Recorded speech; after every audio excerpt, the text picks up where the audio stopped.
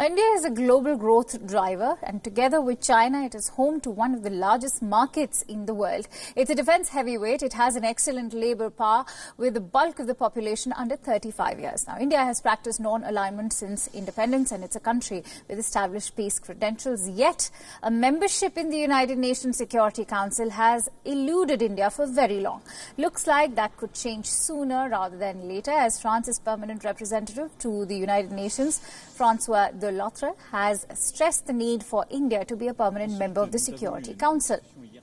Now, in a press briefing last week, de L'Autre said, and I quote, "Germany, Japan, India, Brazil and a fair representation of Africa in particular are absolutely needed at the table to get a fair representation of the Security Council. This is for us a matter of priority."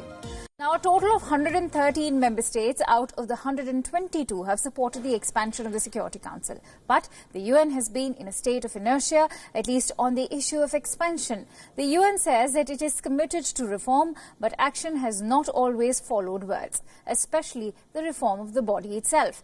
India's permanent representative to the UN, Ambassador Saeed Akbaruddin, also pointed this out recently. Akbaruddin said, and I quote, "In terms of inertia, it has no peer. Now, while the world is not what it was when we began the process, the objections to moving forward remain the same."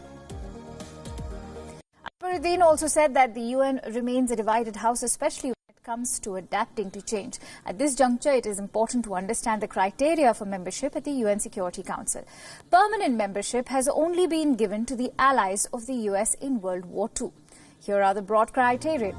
The nation must be an emerging power. Its economy must contribute to global trade. Now, the nation must be a leading donor to the United Nations. Also, human rights violation must be minimum in a nation asking for UNSC membership. The nation should not be locked in any dispute with other nations that can lead to warlike situation, and the nation must contribute to the peace army of the UNSC.